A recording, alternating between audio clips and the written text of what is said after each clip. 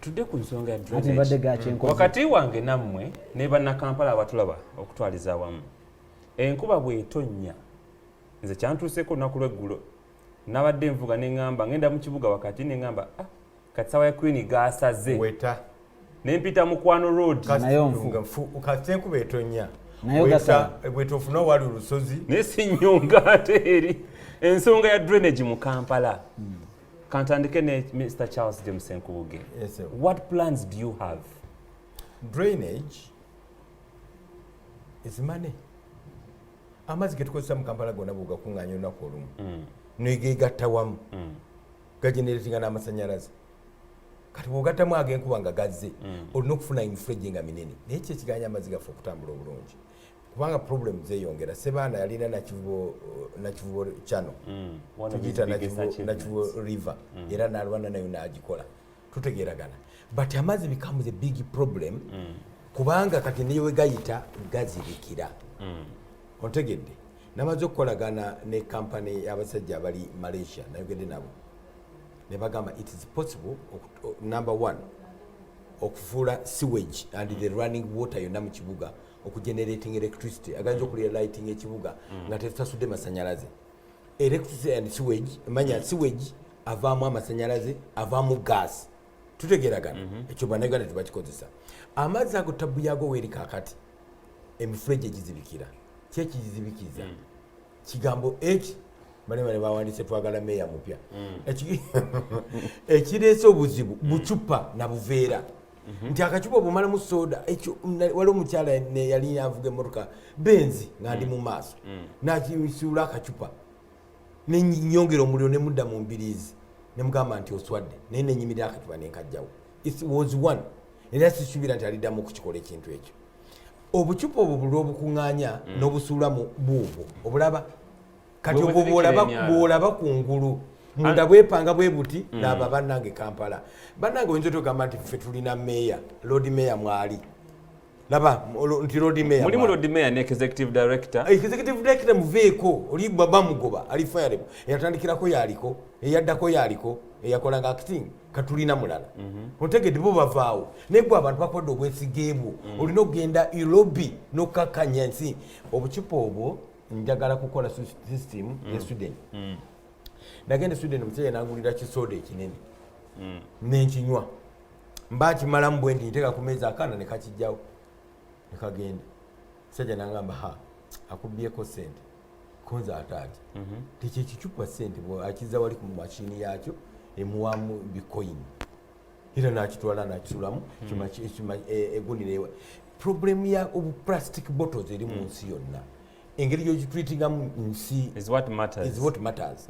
Njagala njogere n'abakozi ba drinks ezo ontegeera mbagambe nti mwongereemu ow'olukumi tumutunde oba 1,200 oba 1,100 omuntu wansi oba tomunyigiriza ati kubanga bwamala okukamalamu n'agizaayo ebibiri nga babimuwa good one ebibiri nga babimuwa oli nga akaterekawo ntolinawe gyogenda kasuula ontegedde okalina akacupako kati bwe tubujja mu system obucupa obwo ne tutandika factories small scale factories mu bitundu mu buli division ekola plastic things ziricycling ebintu ebiyonjo n'ebitali biyonjo nefulamu dirty plastic ne dirty plastic ayinza okukola ebintu ebiri cheap amabenseni nga magumu naye nga sige gali clean gana gali fine getujjawo ewamulwana go plastic wali wakuba mulimu obucupa bwa blue mulimu obwa green mulimu obwaki bwe bamikisinga bwe bati bijja bikalakala bingi ebeera cheaper plastic bannaffe abali mu ghetto bajja kuzaagala nyezo tukolamu ebikopo tukolamu amabenseni tukolamu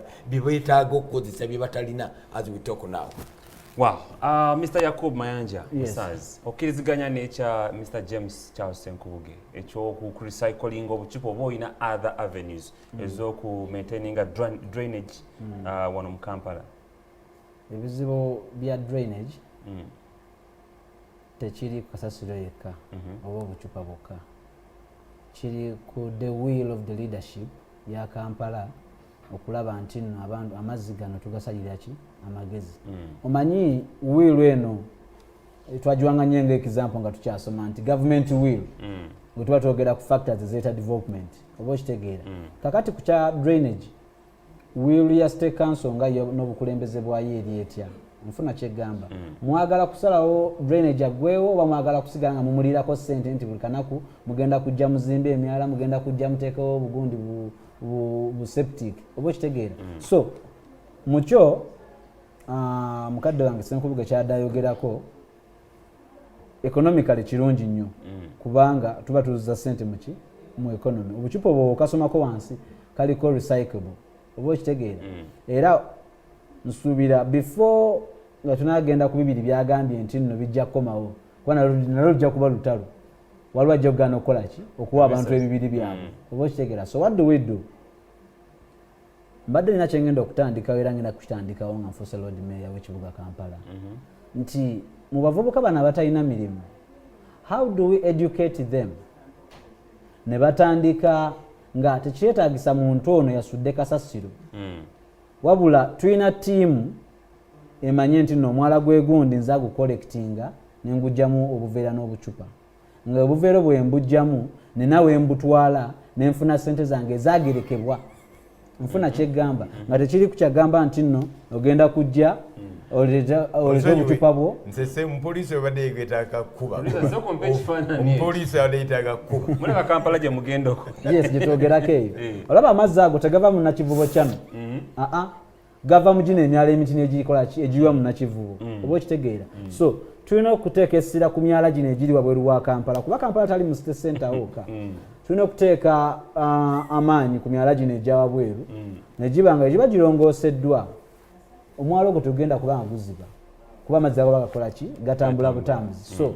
every division nina plan yayo nti with the youth livelihood waliwo business hub zengenda okuba nga nteeka mu buli division mu buli division eyo ku business hub eyo waliwo sector ya recycling plastic oba ekitegeera in so doing tugenda kukwata tiimu y'abavubuka betugenda okweducatinga kyebafunamu nekyebafiirwa nga tebakikoze so bagende nga banoonye obucupa babuleete turecyclinge bafune ssente kuba tefuna tugenda kuggwera mu byabufuzi funa tugenda kuggwera mu kutunda amasimu oba okitegeera waliwo abalina okuba nga bakola emirimu egimu ate nga gifuna kiralu ate nga tutadde mu maanyi ate ensonga ya garbage Kampala on a daily ekuŋŋaanya tons 2,000 ez'akasasiro on a daily which is ate nga ne company eziriwo oyogera Kampala Central yogera Kampala yenna akuŋŋaanya emitwalo 10 tani emitwalo 10 Kampala on a daily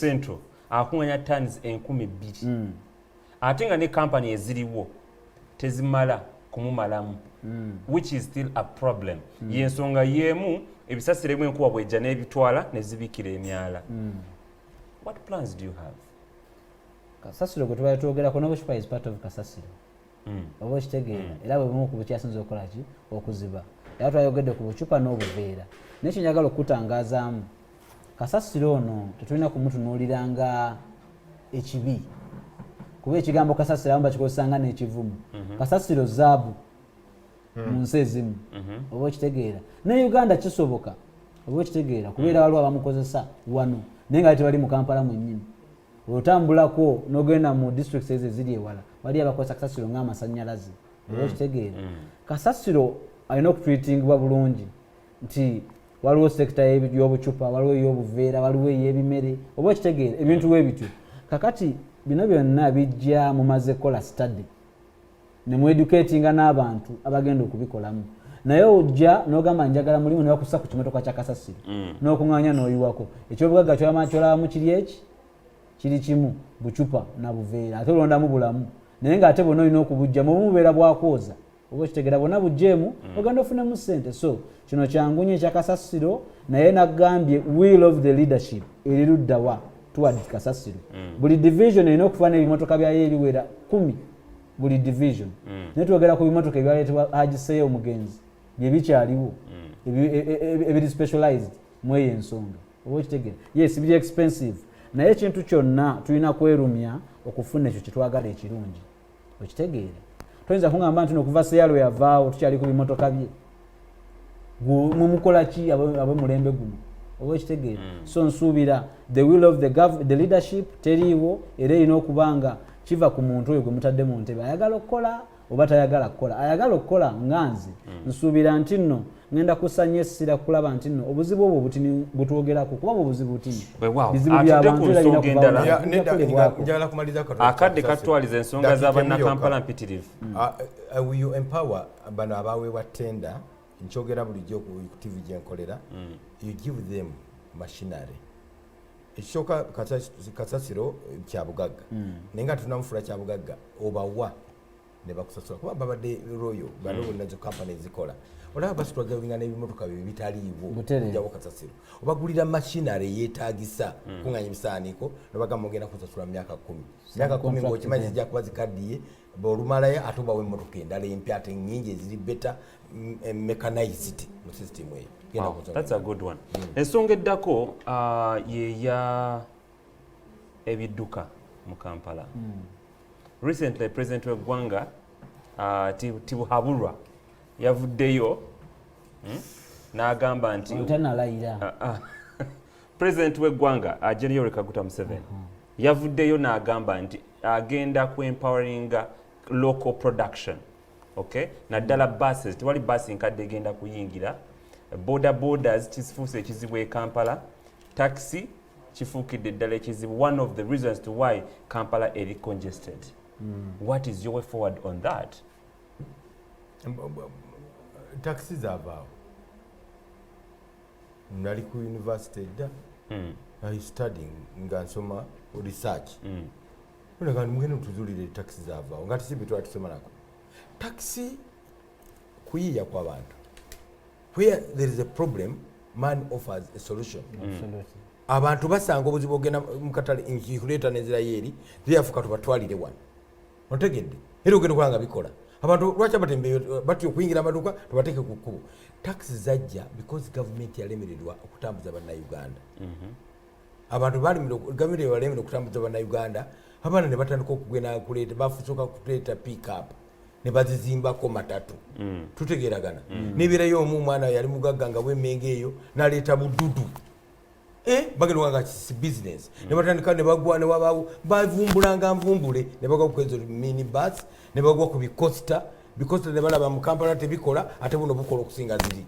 Kubanga waiting culture teri wano mu Uganda. Omuntu alabe egenda gyagala okubuukira. Kali kajula mangu agenda. Therefore bino njogera ne baganda bange abavuga taxi. Government bwetandika basi temutya. Transport temutumala okututambuza mwenna. Government mugireke erete basi. Naye genda zirete. Government teriyo mu nsi yonna nga terina transport division.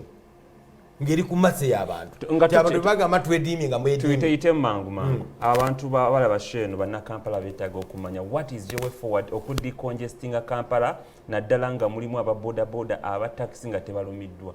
How are we going to regulate that? Basi zo ziteekwa okujja mu Kampala. Train eteekwa okutandika okukola eyambeko. Kati zino taxi bwe zinalaba nga ziri redundant zijja kutubanga zitandika okugenda engendo empanvu. Otegedde zigenda waffe Mpigi zigenda Nakawuka wano mu Kampala zikendereko naye tezijja kugwamu kubanga government bw'etandika okutambuza buli muntu kizibu. Aba boda tagala bagoba mu kibuga kubanga bayinza ofuuka tourist attraction. Bwe nali Cairo nga batugamba nga tugenda don't miss a ride in the muddy Cairo taxi driver. Na wano bakiteeka bayinza okukiteeka mu manuals abantu abagenda okujja wano don't miss a ride on Kampala boda rider.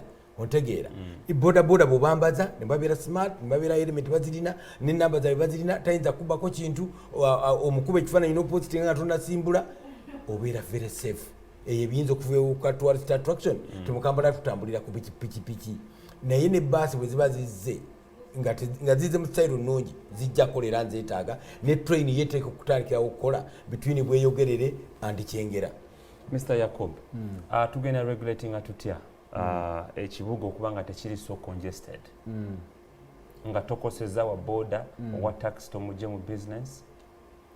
Wetwogera congestion saagala bannakampala tubabuzeebuze mbu congestion eri mu kibuga ya taxi na boda saagala ongambe according to the current leadership anti kakati ebyo babyogera njagala nkuwe facts ne reality.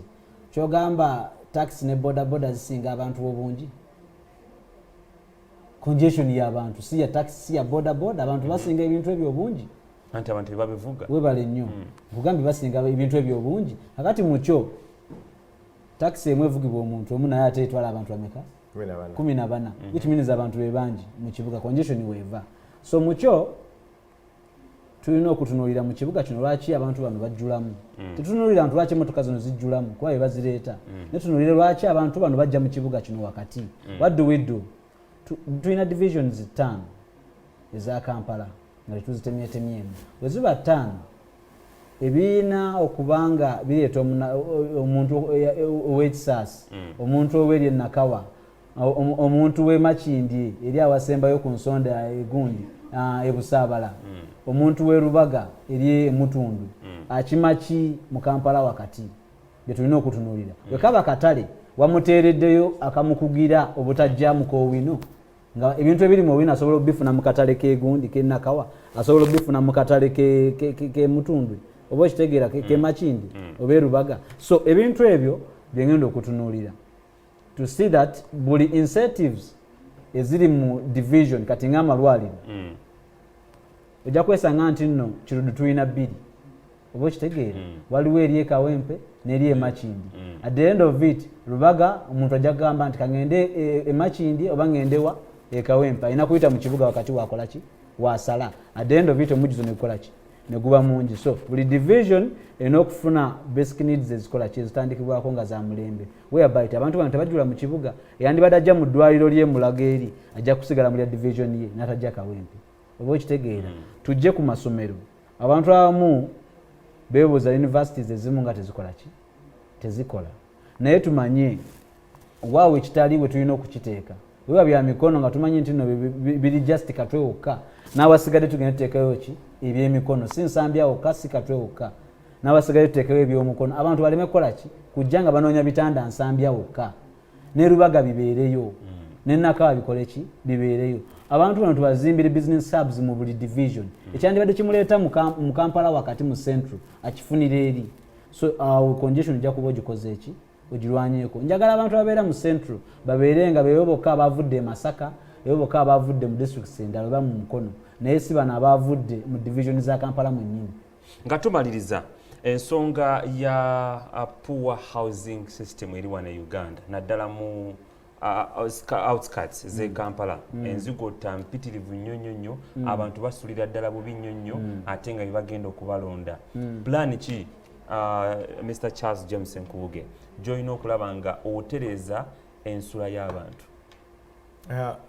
ekintu ekyo kibobya omutwe seriously abantu basula tebantu basula ku kkubo genda ku makyaki waliwo abantu abasulira ddala ku kkubo ddala kati kyaki bwe bazibadde mu lockdown nga baddira ddala ku kkubo on the streets abantu balina waka naye ngaebitongole gye biri when you are a road mayor tumulaba wano nga ali mu midaali bamuyise mu lukiiko egindi bamuyise biki ne kalaamu ye eba eyogera volumes anza okwogera n'abasajja ensi ejjudde kakati abantu abali sore because of the evils they did to Africa abagala okubanga banaki bagala okuteekamu n'ebitongole bingi ebiteekeddwa ebyagala okuyamba Africa ebitongole nga Habitat International omusajja Sebaana Kizito yatandika na Muwongo Housing Estate nga nungi tutulaba dream bwe yavaako netufaako tute kufuna pulaani ejjawo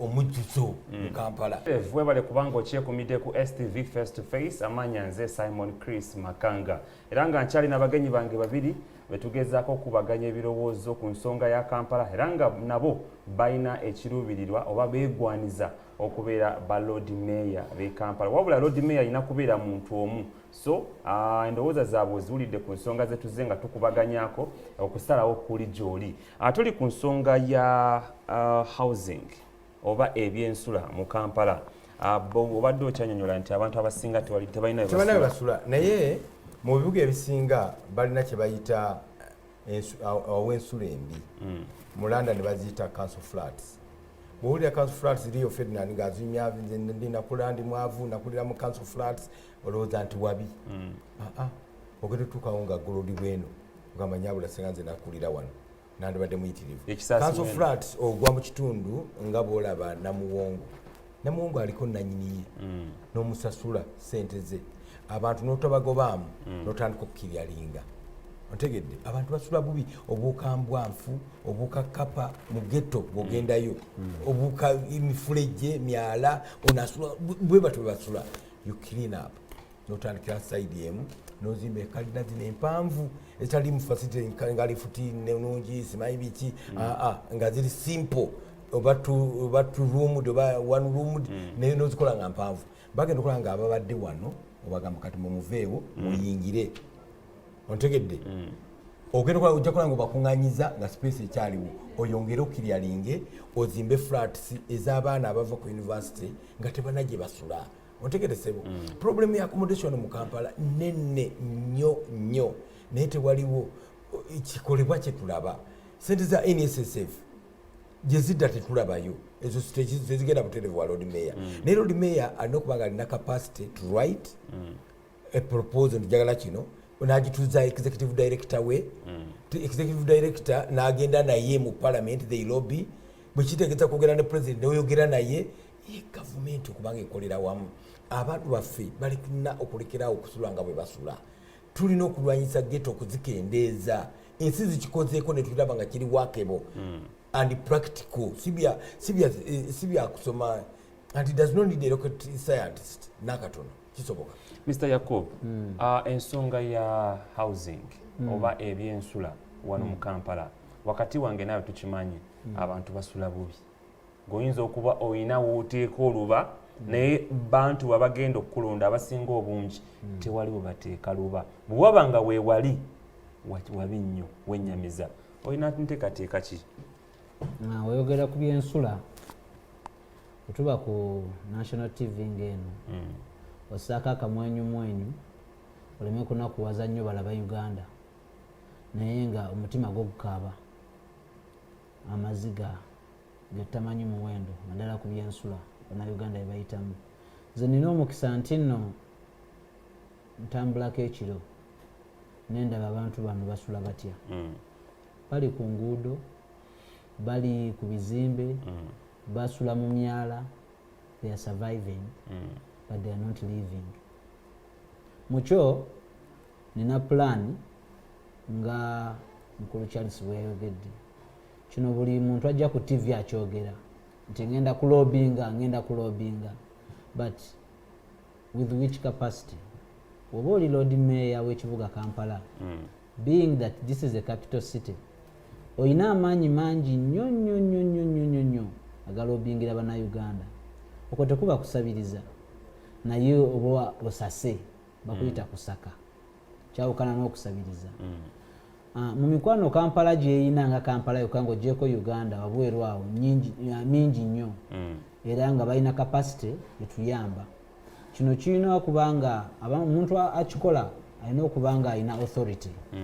Bwemba ndi Lord Mayor w'ekibuga Kampala nsuubira nti era mu manifesto yange mwekiri nti these slums tezigenda kuvaawo nga bwe ziri naye kye tugenda okuzikolera tugenda kuzikulaakulanya ebeere slum ng'eri ku mutindo gw'omuvubuka w'omulembe omutebi nti nga gundi zaadayogerako flats eziri e UK waliwo eziri mu Boston bazita projects eba flat nga accommodatinga abantu on the will of the government oba okitegeera naye ate nga initial ettaka lyaki yabannannyini ki bannannyini slums ezo oba bannannyini mayumba getulaba nti no galinga amabi.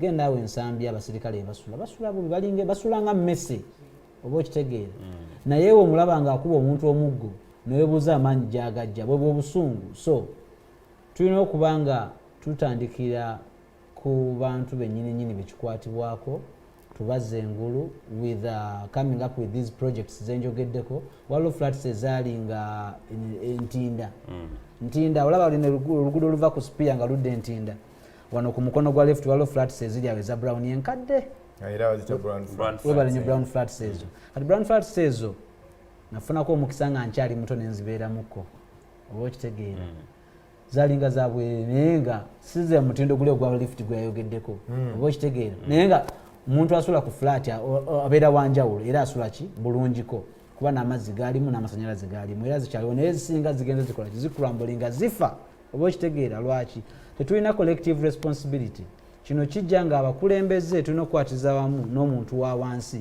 tuyimirizeewo ekintu ate era tukikuume kibeerewo oba okitegeera so silaamu zeezo ez'ekamwokya ezakikuba mutwe eziri busaabala eziri nalukolongo kyengenda okuzikolera ne nateeteeyo kyengenda okuzikolera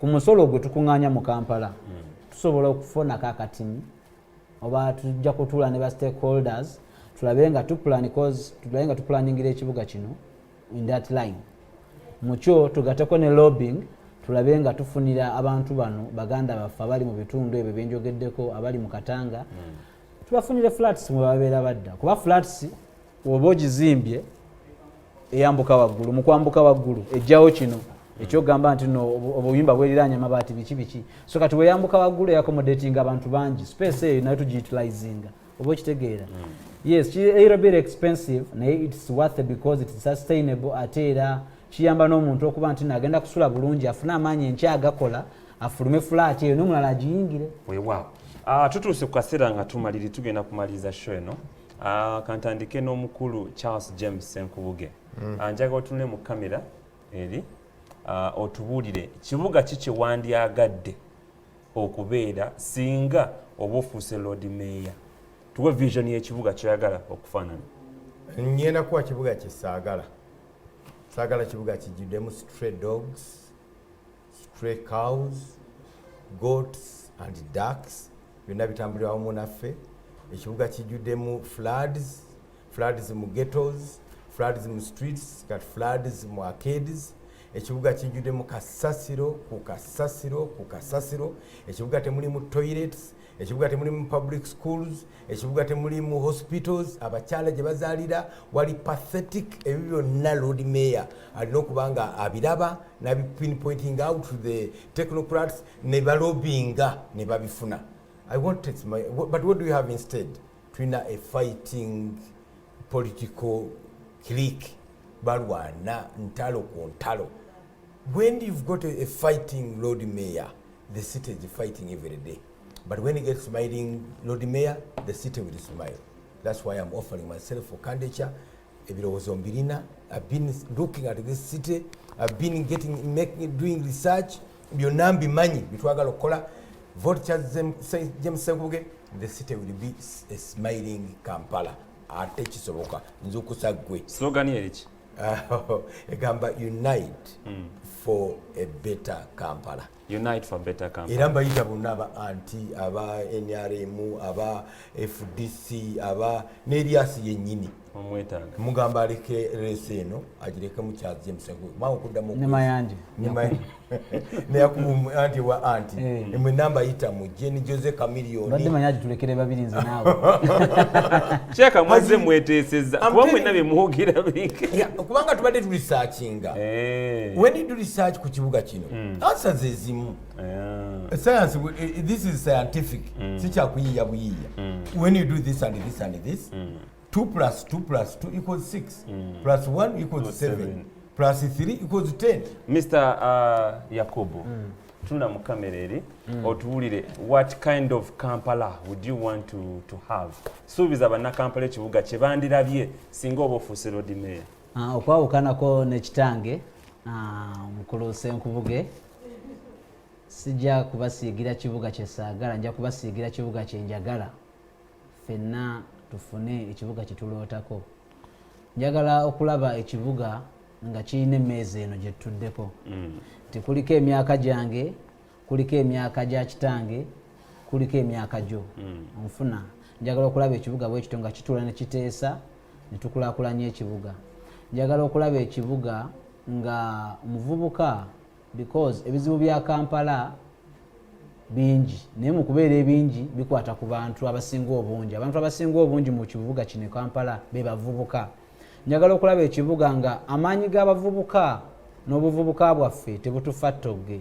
Tubaako kye tukolawo okulaba nga tuzimba Uganda eyabo abaliddawo. Ekyo kigenda kubeerawo kitya? Tulina okuba nga ntondawo emirimu wamu nammwe tutondewo emirimu egigenda okubanga gituyamba okufuna akasente akatandikawo ebyensula ebirungi, akasente akatandikawo ebyentambula ebirungi, akasente akatandikawo ebyobulamu ebirungi. Tewali kintu kyonna kyoyinza kufuna nga toyina mulimu. Omulimu ogwo gwe gugenda okuyamba okuba n'essuubi erigamba kati nsobola okubeera omulamu, nsobola okutambula, nsobola okulya, nsobola okusula obulungi. So emirimu ngenda kukisaaka nnyo essira egy'abavubuka kuba amaanyi be bagayina abangi. Saagala weewuunye lwaki olwayo natandise okulaba abasajja abali mu myaka gy'abataata bange nga bakyusiza ne mu nnyambala, bakyayagala okuprovinga nti nno bato. Oli n'akuba ku kajiini, n'akuba ka t-shirt, n'akuba ka jaketi, bamulabe nti akyayinamu ki amaanyi agaweereza ekibuga, naye amaanyi gabawedde. So mbadde nsaba tutulenga ku mmeeza eno mutuwabule nti muvubuka awo ogenze ki, ogenze nnyo, sigala wano, kola kino. So nsaba bannakampala mwenna yonna gye muli, emyaka mito naye mumalirivu okuweereza bannayuganda era bannakampala mwenna ye muli, mbasaba munneesige munkwasa entebe ya bwa Lord Mayor w'ekibuga Kampala. Awo nno tujja kulaba nga tuzza Kampala ku ntikko. Weewaawo. Tetugenda kubanga tusukka waawo, obadde mulabi mulungi, mbadde ne Mr. Yakubu Mayanja Musaazi ajidde ku tiketi ya anti webale kujja kutulabako ne omukulu Charles James Senkubuge. Nze nkujjukira mu kigenyaagenya wali w'amaanyi webale kutulabako. Weewaawo obadde mulabi mulungi okuva we twatandikidde era nga ngenda kubanga mberekereza, wabula tulina programs nnyingi nnyo ezigenda okubanga ziddako omuli ebyemizannyo. Amanya nze Simon Chris Makanga. May the good Lord of Abraham, Isaac and Jacob be with you until we meet any other time. But for now, mubeere bulungi.